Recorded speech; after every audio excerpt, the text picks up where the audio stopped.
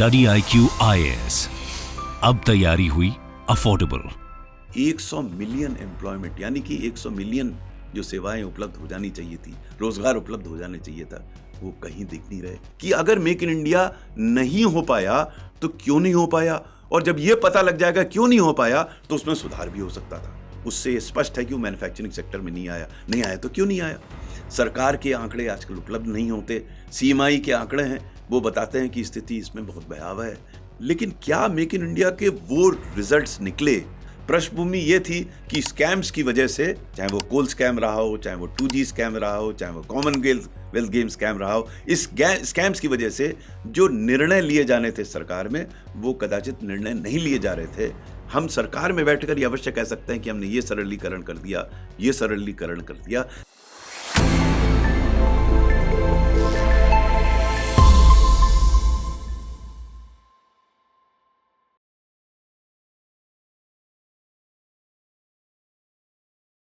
नमस्कार। Policy watch के इस एपिसोड में आज हम एक बहुत महत्वपूर्ण विषय पर चर्चा करेंगे। एक ऐसी योजना जिसकी चर्चा न केवल इस देश में हुई, पूरे हर देश जिसमें हम जा सकते थे वहां पर इसकी चर्चा की गई, और वो थी एक योजना जिसका नाम था मेक इन इंडिया। इस पूरे प्रकरण पर हम निम्नलिखित बिंदुओं पर चर्चा करेंगे। पहला, कि मेक इन इंडिया की आवश्यकता क्यों पड़ी, उसकी पृष्ठभूमि क्या थी, उसका बैकग्राउंड क्या था, किन परिस्थितियों में मेक इन इंडिया को लागू किया गया। दूसरा, मेक इन इंडिया में था क्या, है क्या, उसके कंपोनेंट्स क्या हैं, उसके पर्पस क्या है। तीसरा, मेक इन इंडिया में हुआ क्या, यानी कि कुछ ऑब्जेक्टिव्स थे, कुछ उसके उद्देश्य थे, उन उद्देश्य के फलस्वरूप क्या हुआ, ग्राउंड पे क्या हुआ और क्या नहीं हुआ। बहुत सारी चीजें हुई, बहुत सारी नहीं हुई, इन पे भी हम चर्चा करेंगे। और अंततः हम इस बात पर भी चर्चा करेंगे कि मेक इन इंडिया एक महत्वपूर्ण क्योंकि योजना है, आगे इसमें क्या किया जा सकता है। तो सबसे पहले पृष्ठभूमि कि मेक इंडिया क्यों लाया गया।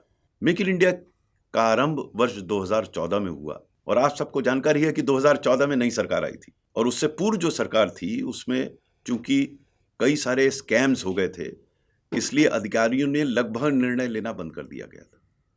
तो ये विचार किया गया कि इन परिस्थितियों में क्या हम अपनी आर्थिक स्थिति को सुधारने के लिए कोई ऐसी व्यवस्था बना सकते हैं, कोई ऐसी योजना ला सकते हैं, कोई ऐसी नीति ला सकते हैं जिसके माध्यम से हम जो मैन्युफैक्चरिंग है उसे, क्या हम इंडिया को एक मैन्युफैक्चरिंग हब बना सकते हैं। ये एक मुख्य उद्देश्य था कि क्या इस देश को हम मैन्युफैक्चरिंग हब बना दें। क्योंकि आसपास अगर आप देखें, चाहे वो चाइना हो, चाहे वो साउथ ईस्ट एशिया के और देश हों, वहाँ पर काफ़ी आर्थिक प्रगति इस वजह से हुई कि वहाँ पर मैन्युफैक्चरिंग हब बनाया गया। आप सब जानते हैं कि सॉफ्टवेयर के दृष्टिकोण से, इलेक्ट्रॉनिक के दृष्टिकोण से देश अच्छा कार्य कर रहा था, लेकिन मैन्युफैक्चरिंग के दृष्टिकोण से अभी विशेष समस्या थी। तो इस पे काफी गंभीर चर्चा हुई। उसके उपरांत ये निर्णय लिया गया कि ये प्रयास किया जाएगा कि जो मैन्युफैक्चरिंग है उसको यहाँ पे बढ़ाया जाए, और इसी दृष्टिकोण से जो प्रमुख उद्देश्य थे मेक इन इंडिया के, वो इस प्रकार से थे। सर्वप्रथम ये प्रयास उसमें होना था कि मैन्युफैक्चरिंग की ग्रोथ रेट, यानी जो सामान्य ग्रोथ रेट है उससे कहीं अधिक 12 से 14% हो। एक बड़ा एम्बिशियस योजना थी कि 12 से 14% ग्रोथ हो मैन्युफैक्चरिंग की।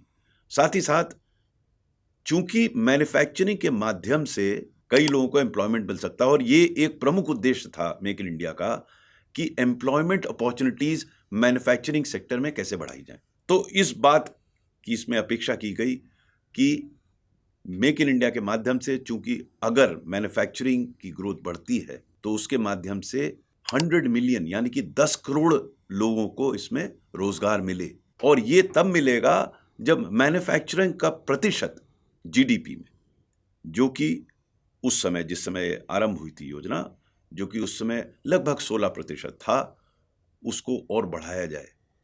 कि क्या ये बढ़ सकता है, क्या ये 25% हो सकता है। इसका जो ऑब्जेक्टिव था यही था कि इस प्रतिशत को बढ़ाकर 25% किया जाए। आरंभिक तौर पे सोचा गया कि ये कार्य 2022 तक कर दिया जाए, लेकिन जैसा आपको पता है कि बीच में कोविड आ गया। उसके फलस्वरूप जो आरंभिक जो थोड़ी बहुत गति मिली थी उसमें समस्या आई, अन्य क्षेत्रों में भी आई, मैन्युफैक्चरिंग सेक्टर में भी आई। तो इस टारगेट को अब 2025 तक कर दिया गया। तो प्रमुख रूप से ये इसके टारगेट थे। नंबर 1 कि मैन्युफैक्चरिंग का प्रतिशत बढ़ाया जाए, यानी कि 12 से 14% प्रति वर्ष की कंपाउंड ग्रोथ हो मैन्युफैक्चरिंग में, और जीडीपी के प्रतिशत के रूप में ये बढ़कर 25% हो जाए, और अंततः इसमें रोजगार उत्पन्न हो। ये सामान्य रूप से माना जाता है कि मैन्युफैक्चरिंग सेक्टर में काफ़ी रोजगार उत्पन्न होते हैं। कई और सेक्टर्स हैं शायद उसमें उतने रोजगार नहीं मिलते जितने कि मैन्युफैक्चरिंग सेक्टर में मिलते हैं, इसीलिए ये पूर्ण बल मैन्युफैक्चरिंग सेक्टर में दिया गया। तो पृष्ठभूमि ये थी कि उस समय राजनीतिक परिवर्तन हुआ था।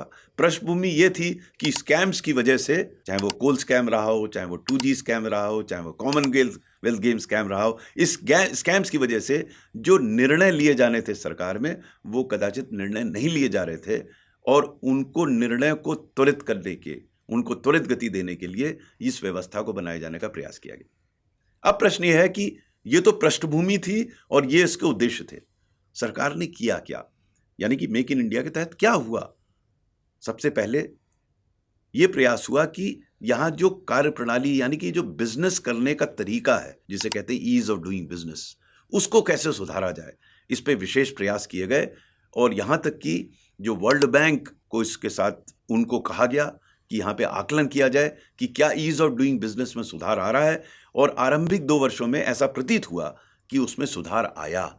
ईज ऑफ डूइंग बिजनेस में जहां भारत 100 पायदान नीचे था, यानी कि ease of doing business ladder जो थी 100 पायदान नीचे था, उसमें वो कई 42 स्टेप्स ऊपर चला गया। लेकिन दुख का विषय यह रहा कि इस प्रक्रिया जो अपनाया था वर्ल्ड बैंक ने, उस प्रक्रिया में त्रुटियां पाई गई, तो ये ईज ऑफ डूइंग बिजनेस की जो पूरी प्रक्रिया थी वो समाप्त कर दी गई। तो ये फिर भी स्थापित नहीं हो पाया कि क्या भारत में बिजनेस करना आसान हुआ या नहीं हुआ। जैसे मैंने पूर्व में बताया कि आरंभिक तौर पर जब विश्व बैंक ने, वर्ल्ड बैंक ने इसका आकलन किया, तो ऐसा प्रतीत हो रहा था कि बिजनेस आसान हो रही है। सरकार ने कई और कदम उठाए, यानी कि जो प्रोसेसेस थी उनको सुधारने का प्रयास किया गया। इसकी पब्लिसिटी की गई देश में विदेश में, हर एम्बेसी में। आप सबको स्मरण होगा कि एक लायन की एक इसमें प्रतीक बनाया गया और उसको दर्शाया गया, पूरे देश के हमारे सब एम्बेसीज में किया गया, अनेक कार्यक्रम किए गए, इसका काफ़ी जो है पब्लिसिटी हुई। साथ ही साथ सरकार ने भारत में बनने वाली वस्तुओं का, यानी कि जो इंडिया में मैन्युफैक्चर होते हैं आइटम्स, उनको प्रेरित करने के उद्देश्य से जो गवर्नमेंट का पब्लिक प्रोक्योरमेंट होता है, उसमें इंडियन प्रोडक्ट्स को प्रेफरेंशियल ट्रीटमेंट दिया गया। इसकी आलोचना भी हुई। आलोचना इसलिए हुई कि जो उसको वस्तुओं को उपयोग कर रहे थे, उनका कहना यह था कि अगर कोई वस्तु हमें सस्ती मिल रही है आयात करके, तो हम यहाँ भारतवर्ष में उसको महंगा क्यों ले। अब अगर ये प्रेफरेंशियल दिया गया था, इसका मतलब ये था कि कुछ स्तर तक महंगी वस्तु भारत से भी ली जा सकती है, क्योंकि उसके माध्यम से यहाँ से मैन्युफैक्चरिंग बढ़े। तो ये कुछ स्टेप्स उठाए गए देश में, और ये प्रयास किया गया कि मैन्युफैक्चरिंग का प्रतिशत यहाँ बढ़े। इसके कई पॉजिटिव रिजल्ट्स भी सामने आए। आप सबको पता होगा कि कार की मैन्युफैक्चरिंग फैसिलिटीज़, आपने किया कार का नाम सुना होगा, वो इसी के फलस्वरूप यहाँ स्थापित हुई, और आज सैकड़ों की मात्रा में उसमें कार उत्पादित हो रही हैं। इसी तरह ऑटोमोबाइल के जो कंपोनेंट्स होते हैं, वो बहुत महत्वपूर्ण सेगमेंट है मैन्युफैक्चरिंग का, उसमें भी काफ़ी इजाफा हुआ। हिटाची जैसी कंपनीज यहाँ पे आई, उन्होंने अपना यहाँ पे सेटअप किया। एविएशन के सेक्टर में फ्रांस के साथ टाई अप हुआ, यहाँ पे मैन्युफैक्चरिंग का प्रयास किया गया। आप सबको पता होगा कि आज की तारीख में जो मोबाइल फ़ोन आप उपयोग करते हैं, ज़्यादातर मोबाइल फ़ोन अब इंडिया में बनते हैं और आगे भी बनेंगे। तो एक मेजर मोबाइल का हब बन गया है। आपको ये भी जानकर हर्ष होगा कि जो FDI इन्वेस्टमेंट इंडिया में था, जब ये आरंभ हुआ था मेक इन इंडिया, तो उसमें लगभग इस सेक्टर में $43 बिलियन का इन्वेस्टमेंट था, जो कि बढ़ के $80 बिलियन से ज़्यादा हो गया। सो इस प्रकार से मेक इन इंडिया का सकारात्मक प्रभाव निश्चित रूप से हुआ।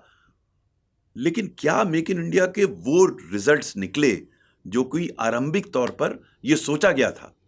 और वो क्या था? जैसे मैंने पूर्व में बताया कि क्या मैन्युफैक्चरिंग इतना बढ़ा कि प्रतिशत के रूप में वो GDP का क्या उतना 25% तक पहुंच पाया?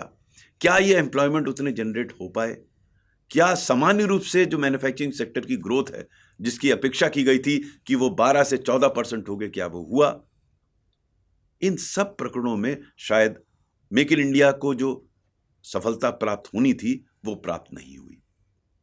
आप अगर आंकड़े भी देखें तो ये अपेक्षा की गई थी कि मैन्युफैक्चरिंग सेक्टर की ग्रोथ 12 से 14% कंपाउंड रेट में होगी, जबकि ये ग्रोथ लगभग 4 से 5% रही।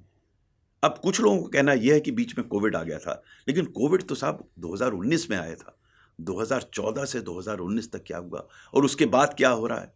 तो मैन्युफैक्चरिंग की जो ग्रोथ होनी चाहिए थी वो जो दर दिखती है उससे प्रदर्शित नहीं होती।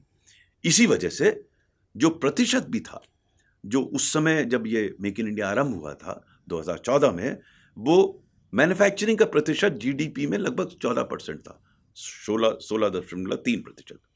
वो अब घट गया, वो 14.3% हो गया।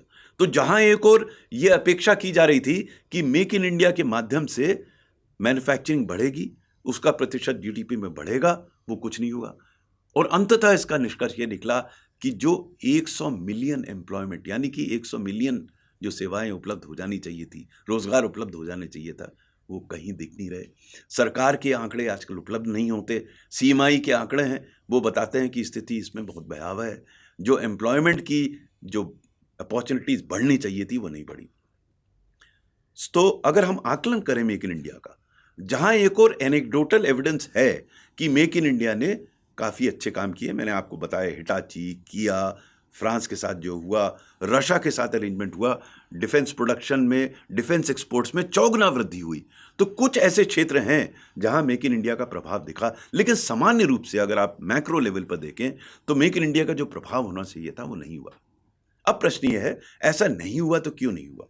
जहां एक और कोविड का कारण है, कोविड की वजह से मैन्युफैक्चरिंग में समस्या आई, लेकिन कोविड के पूर्व और आज की तारीख में भी जो मैन्युफैक्चरिंग में गति आनी चाहिए थी वो नहीं आई। हम संक्षिप्त में उन कारणों पर भी प्रकाश डालेंगे और यह प्रयास करेंगे कि इस मेक इन इंडिया के जिसे शेर को कहते हैं वो केवल दहाड़े नहीं, कुछ जरा तेजी से चले, तो कैसे चले उस पर हम थोड़े चर्चा करेंगे। पहली चीज, सबसे पहले जब वर्ल्ड बैंक ने आकलन किया था ईज ऑफ डूइंग बिजनेस का, तो उन्होंने आकलन दिल्ली और बंबई में किया था। अब आप सब जानते हैं कि दिल्ली और बॉम्बे में तो अब कोई मैन्युफैक्चरिंग फैसिलिटीज बनती नहीं। अब जो मैन्युफैक्चरिंग होती है और एरिया में होती है। दिल्ली और बॉम्बे तो इतने क्राउडेड है, यहाँ कहाँ से इंडस्ट्री आएगी? तो क्या वास्तविकता में ईज ऑफ डूइंग बिजनेस में सुधार हुआ? मेरा व्यक्तिगत मत यह है कि ईज ऑफ डूइंग बिजनेस का आकलन वर्ल्ड बैंक को नहीं करना चाहिए। ईज ऑफ डूइंग बिजनेस का आकलन उस इंडस्ट्री को करना चाहिए जो इसका भुक्तभोगी है। अंग्रेजी में कहावत है ना, he would know where the shoe pinches. तो वो बताएगा आपको कि भाई इसमें आसान हुआ है काम करना, नहीं हुआ। दुख का विषय यह है कि कम से कम मेरी जानकारी में मेक इन इंडिया का कोई थर्ड पार्टी इवैल्यूएशन नहीं हुआ। शायद अगर थर्ड पार्टी इवैल्यूएशन होता तो यह जानकारी और स्पष्ट रूप से सामने आती कि अगर मेक इन इंडिया नहीं हो पाया तो क्यों नहीं हो पाया, और जब यह पता लग जाएगा क्यों नहीं हो पाया तो उसमें सुधार भी हो सकता था। मेरा व्यक्तिगत मत यह है कि इसमें total focus ease of doing business पर होना चाहिए, यानी कि जो चाहे वो पीएलआई स्कीम हो, उसमें तो आप फाइनेंशियल असिस्टेंस देते हैं, जो कि मेक इन इंडिया का एक अंग रहा है कि पीएलआई स्कीम के माध्यम से कुछ फाइनेंशियल इंसेंटिव दिया जाना है। देखिए, फाइनेंशियल इंटेंसिव से कुछ तो हो सकता है लाभ, लेकिन असली लाभ तब होगा जब यहां का जो इन्वेस्टर है वो ये महसूस करे कि उसे कोई इंडस्ट्री लगाने में आसानी होगी। देखिए, कई लोग इसका उदाहरण देते हैं कि यहाँ पे एफडीआई की इनफ्लो ज्यादा हुआ। अब ये देखना पड़ेगा जो एफडीआई का इनफ्लो बढ़ा है पिछले कुछ वर्षों में, वो क्या मैन्युफैक्चरिंग सेक्टर में आया है, ये सर्विस सेक्टर में आया है, या ऐसा एफडीआई है जिसे हम हॉट मनी कहते हैं कि मार्केट्स में आया, फाइनेंशियल मार्केट्स में आया। जो अभी तक आंकड़े उपलब्ध हैं उससे ये स्पष्ट है कि वो मैन्युफैक्चरिंग सेक्टर में नहीं आया। नहीं आया तो क्यों नहीं आया? हम अक्सर ये करते हैं कि अपनी पब्लिसिटी बाहर करते हैं, देश के बाहर करते हैं। शायद वो पब्लिसिटी अगर सरकार ना करके वो इंडस्ट्री करे जो है इंडस्ट्री लगाए है, तो उसको लोग ज्यादा मानेंगे, उसकी क्रेडिबिलिटी ज्यादा होगी। तो हमें देखना है कि इंडस्ट्री का कार्य कैसे आसान किया जाए, और इसका बड़ा सीधा साधा तरीका है। मैं इसलिए इस बात को आपको बता रहा हूं कि इसका मेरा थोड़ा व्यक्तिगत अनुभव है। जब 2013 में स्कैम्स हुए थे और ये समस्याएं सामने आई थी डिसीजन ना लेने की, तो उस समय मुझे सरकार ने प्रोजेक्ट मॉनिटरिंग ग्रुप का हेड बनाया था। ये project monitoring group cabinet secretariat में था। उसका उद्देश्य ये था कि डिसीजंस को कैसे त्वरित गति से प्रस्तुत किया जाए, यानी कि कैसे जल्दी डिसीजन लिए जाएं। उसकी एक व्यवस्था बनाई गई जिसमें ट्राइपार्टाइट डिस्कशन होते थे, ट्रांसपेरेंटली वो डिस्कशंस होते थे और वो डिसीजंस जो है पोर्टल पे लिखे जाते थे। उसके माध्यम से काफ़ी सफलता प्राप्त हुई। वो एक तरीका है ये जानने का, ये करने का कि हम कैसे जल्दी डिसीजन लें। तो एक तो जहाँ तक आवश्यकता इस बात की है कि इंडस्ट्रीज अगर किसी चीज़ के लिए अप्लाई करता है, किसी सैंक्शन के लिए, किसी सर्टिफिकेट के लिए, किसी क्लियरेंस के लिए अप्लाई करता है, तो एक निर्धारित अवधि में उसको सैंक्शन मिल जानी चाहिए और नहीं मिली तो उसको रिजेक्शन जाना चाहिए उसके कारण के साथ। तो एक तो प्रक्रिया वो है जिसके माध्यम से सरकार में जल्दी निर्णय हो। दूसरा प्रक्रियाओं का सरलीकरण, चाहे वो एनवायरमेंट क्लियरेंस हो, चाहे वो और कोई लाइसेंस की हो, उस प्रक्रिया को किसी को गंभीरता से विचार करना है और ये देखना है कि क्या आज की तारीख में टेक्नोलॉजी के उपयोग से उस प्रक्रिया को पारदर्शी बनाया जा सकता। जो मैं प्रोजेक्ट मॉनिटरिंग ग्रुप की आपको बता रहा था, उसकी सफलता का एक कारण यह भी था कि उसमें टेक्नोलॉजी के उपयोग से प्रक्रियाओं का सरलीकरण का प्रयास किया गया। उसको लॉजिकल कंक्लूजन पे ले जाना होगा। हर प्रक्रिया को हमें डिजिटाइज करना होगा और हर प्रक्रिया के बारे में जिस व्यक्ति ने अप्लाई किया है उसको ये जानकारी होनी चाहिए कि उसका कागज या उसकी एप्लीकेशन कहाँ पर कितने समय तक लंबित है। जब ये पारदर्शी हो जाएगा तो प्रक्रियाओं का सरलीकरण भी होगा और प्रक्रियाओं के माध्यम से जल्दी निर्णय हो सकेंगे। मेरे विचार से पूरा बल इसी बात पर होना चाहिए कि जो हमारा आज का एंटरप्रेन्योर है वो कैसे उसका जीवन आसान हो, कैसे वो अपनी इंडस्ट्री को लगा सके जल्दी। अभी एक माह पूर्व मैं यूएसए गया हुआ था और वहाँ पर जो इंडियन स्टूडेंट्स थे उन्होंने मुझसे एक प्रश्न किया। वो इस बात का द्योतक है कि वो इंडिया को कैसे परसीव कर रहे हैं। उन्होंने मुझसे कहा कि चाइना से बहुत इंडस्ट्री बाहर आ रही है क्योंकि अमेरिका की नीति के तहत वहाँ से इंडस्ट्री को वो उनको प्रेरित कर रहे हैं वहाँ से निकले। अब वो ज़्यादातर इंडस्ट्री कंबोडिया, वियतनाम में जा रही हैं। वो इंडस्ट्री इंडिया में क्यों नहीं आ रही है? क्या इस पे विचार हो सकता है कि अगर उन इंडस्ट्रीज को हम यहाँ लाएं, वो ज़्यादातर मैन्युफैक्चरिंग इंडस्ट्री हैं, अगर वो यहाँ आएंगी तो एम्प्लॉयमेंट जनरेशन होगा। तो क्या हम करें जिसके माध्यम से इंडस्ट्री यहाँ आए? और उसमें मेरे विचार से एक प्रमुख कारण यह है कि यहाँ की प्रक्रियाएं अगर हम और उनका सरलीकरण कर दें, डिसीजन मेकिंग त्वरित कर दें, तो शायद वो प्रेरित होंगी यहाँ आने के लिए। सबसे बड़ा इनहिबिटिंग फैक्टर यही है कि एंटरप्रेन्योर सोचता है कि यहाँ इंडस्ट्री लगाएं तो लगाएं कैसे, उसमें कठिनाई आती है। हम सरकार में बैठकर ये अवश्य कह सकते हैं कि हमने ये सरलीकरण कर दिया, लेकिन जब तक हम इंडस्ट्री के साथ बैठकर ये जानकारी करने का प्रयास नहीं करेंगे कि उनकी कठिनाइयाँ कहाँ कहाँ पर है और एक समयबद्ध तरीके से उन समस्याओं का समाधान का प्रयास नहीं करेंगे और ऐसी व्यवस्था नहीं बनाएंगे कि समय समय पर ऐसी समस्याएं अगर आती हैं तो उनका समाधान निरंतर होता रहे, तो इंडस्ट्री यहाँ कंफर्टेबल महसूस नहीं करेगी। मेक इन इंडिया का सक्सेस मेरे विचार से इसी बात पर निर्भर करता है कि हमारा एंटरप्रेन्योर कितना इजी महसूस करता है, कितना कंफर्टेबल महसूस करता है। वर्ल्ड बैंक क्या चिंतन करता है हमारी ईज ऑफ डूइंग बिजनेस के बारे में, वो मेरे विचार से महत्वपूर्ण नहीं है। महत्वपूर्ण ये है कि इंडस्ट्री क्या महसूस कर रही है। मेक इन इंडिया एक बहुत ही अच्छा आइडिया है, बहुत अच्छा विचार है और इसको कारगर तरीके से, अच्छी तरीके से क्रियान्वित करना हम सबका दायित्व होना चाहिए, क्योंकि अगर मैन्युफैक्चरिंग बढ़ेगी इस देश में तो रोजगार भी बढ़ेगा। नमस्कार। स्टडी IQ IAS, अब तैयारी हुई अफोर्डेबल।